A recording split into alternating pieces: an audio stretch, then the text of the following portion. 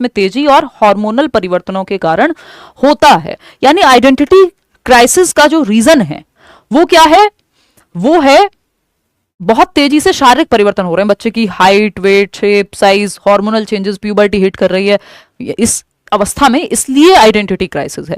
देखिए, identity crisis का कारण ये नहीं है कि बहुत तेजी से ग्रोथ स्पर्ट हो रहा है, स्फुरण हो रहा है वृद्धि का, height, weight, shape, size, hormonal changes हो रहे हैं, सिर्फ ये कारण नहीं है, उसके सोशल रीजंस भी हैं कि वो अपने आप को बच्चा या किशोर, बच्चा भी कहना गलत होगा क्योंकि ना तो वो बच्चा है ना बड़ा है, अब वो एडोलेसेंट है, किशोरी है, टीनेजर है, ठीक। तो अब यहाँ पे वो अपने आप को पहचानने की कोशिश कर रहा है कि मैं जीवन में किस तरह से जाना चाहूंगा, मैं हूं कौन, मैं बच्चा हूं कि बड़ा हूं, और मुझे आगे क्या करना है। करियर काउंसलिंग वगैरह भी इस स्टेज में खूब होती है।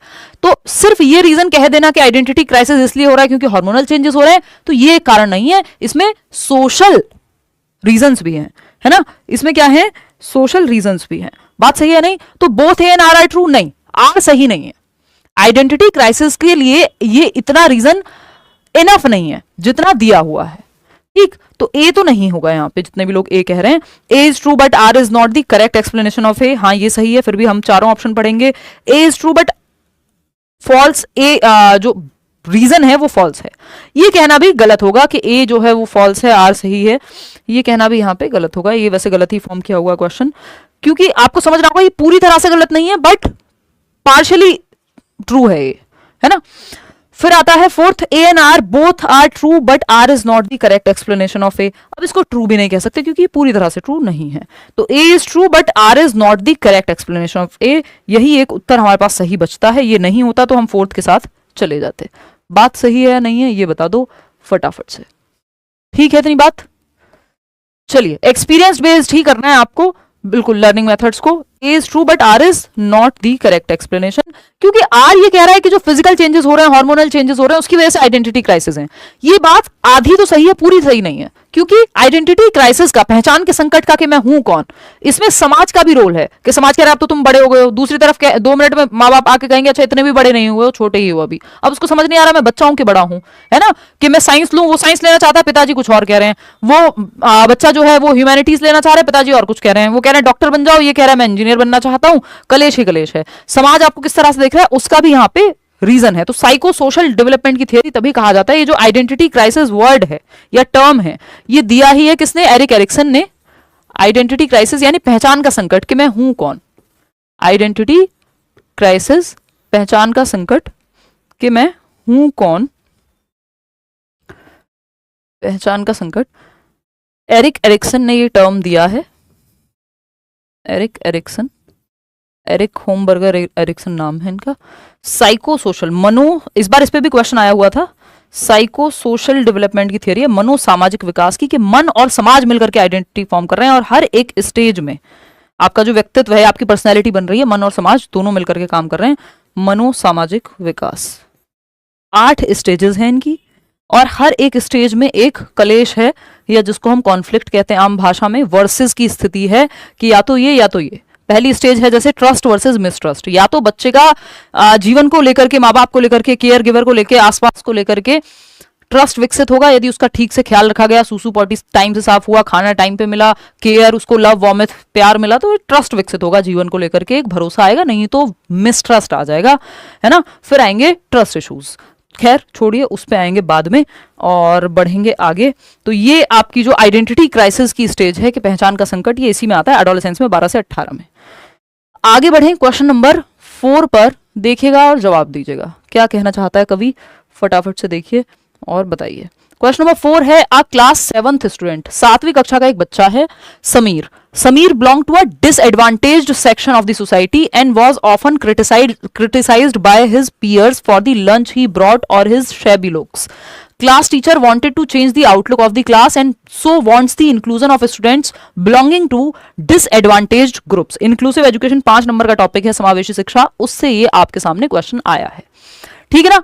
तो अगर मैं बात करूं कक्षा 7 का छात्र, जो कक्षा 7 का जो छात्र है समीर, समाज के वंचित वर्ग से है, यानी किसी भी आधार पे पिछड़े वर्ग से या वंचित रहा है, हाशिए पर रहा है, चाहे वो आर्थिक रूप से हो, चाहे वो सामाजिक रूप से हो, कि जाति के आधार पे, समाज के आधार पे लोगों ने कहा हो अरे तुम तो हमारे साथ नहीं रह सकते, या ये वाले स्टेट के लोग तो ऐसे होते हैं, या फिर तुम्हारा इनकम ग्रुप उतना नहीं है।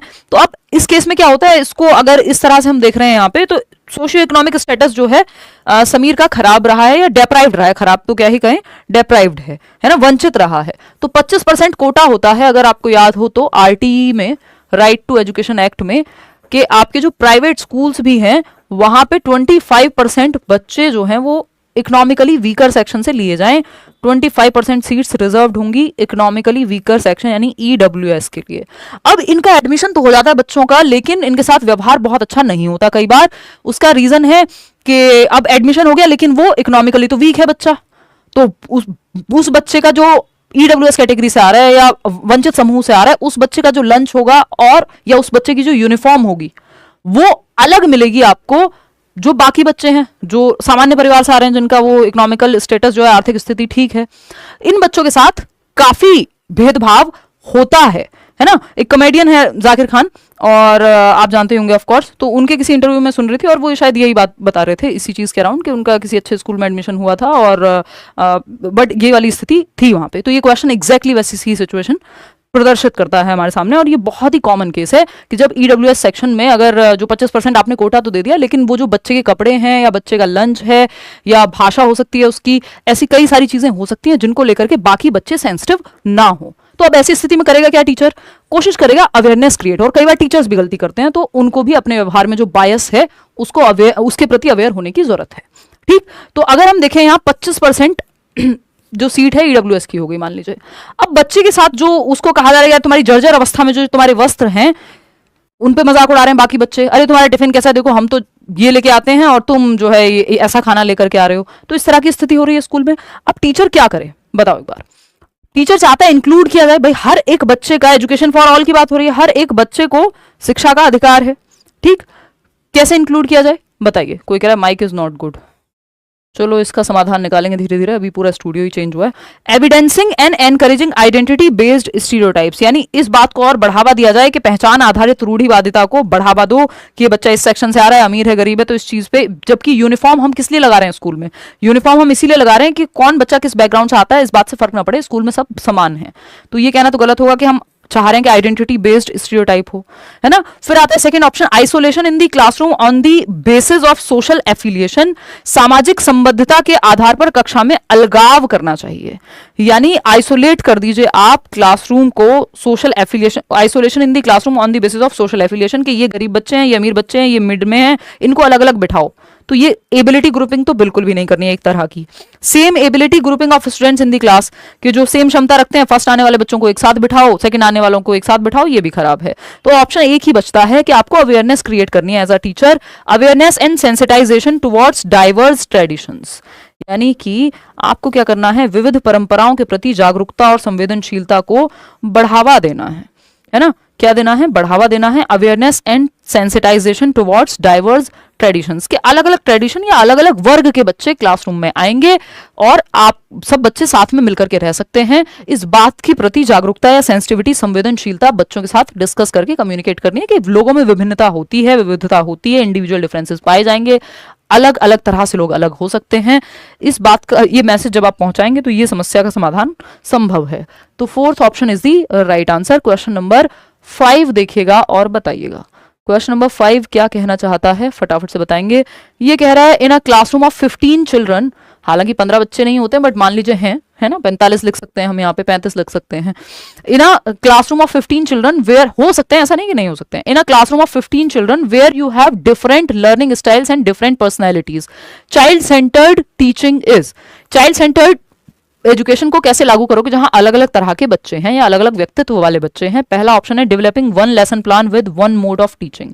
देखो वन साइज फिट्स ऑल कुछ नहीं होता, यानी सबको एक डंडे से नहीं हाँक सकते आप। Don't beat everyone with the same stick. जब सीखने वाले बच्चों की क्षमताएं अलग अलग हैं, इंटरेस्ट अलग अलग है, एप्टीट्यूड अलग है, एटीट्यूड अलग है, इंटेलिजेंस का स्तर अलग है, तो बच्चे विविध हैं, डाइवर्स हैं, अलग अलग क्षमताएं, अलग अलग इंटरेस्ट रखने वाले बच्चे हैं आपकी क्लास में। तो सिर्फ एक मेथड से नहीं पढ़ाया जा सकता, तो वन साइज फिट्स ऑल नहीं, या मेथड जो है स्टैंडर्डाइजेशन मानकीकरण यहाँ सही नहीं होगा।